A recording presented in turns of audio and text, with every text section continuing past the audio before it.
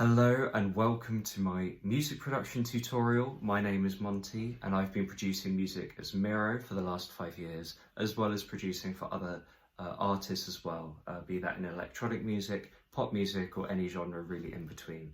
And these 3 tips in this video I'm going to show you can be applied in any DAW, any digital audio workstation, to help your recordings and compositions sound a bit more professional, full and polished. So, in here I'm using Logic today, and for this sample we're going to be just showing you 3 simple things. So compression, reverb and EQ. So let's listen to what this sample sounds like.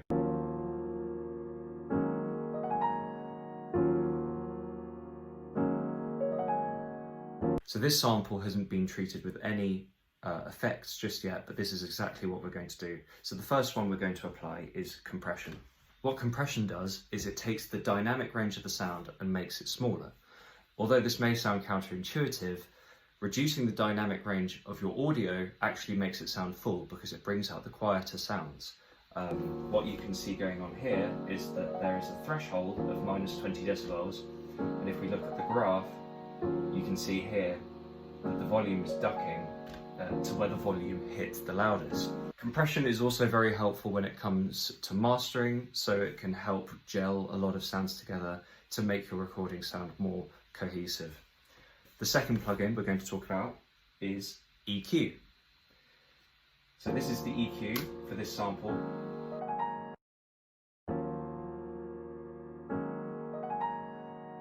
What's very helpful in Logic, and indeed in other EQs, is that you can see on this audio spectrum where the loudest parts and where the frequency range of the sound that you're dealing with lies.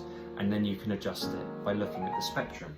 So here we can see I've applied a little dip here to make it sound not as booming. And as you can see here at the 2000 Hertz mark, I've added a little bit of gain in the EQ, a little bit in the higher frequency ranges, so that the audio has a little bit more presence and a little bit more air and can be heard much easier by the listener. If you wanted to make the sound more dark, a little bit more lo-fi, what would happen is you could reduce this 2000 Hertz and it will begin, as you can probably hear, it sounds a little bit more warm, a little bit more old, almost like it's been done on a tape recording device or something. Increasing the boominess of the low end also achieves this. The last step is reverb. Reverb is very effective at replicating spaces that you might want your composition to be heard in. For instance, if you record your composition in a studio but you want it to sound like it's in a chapel or a cathedral, you can use a tool like Logic Space Designer to apply a reverb plate, which makes it then sound like it's in a chapel. For this one, I'm going to be using Dream Hall, which is one of the Logic stock reverbs, stock templates. I like this because it makes it sound nice and long, quite ambient, and that's the sort of sound that I want for this piano sound.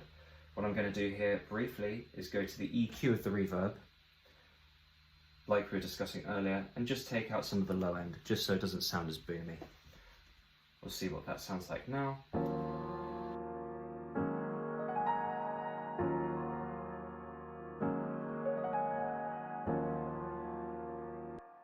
Well, I hope those tips were helpful. Thank you very much for watching, and best of luck with your recordings and your compositions.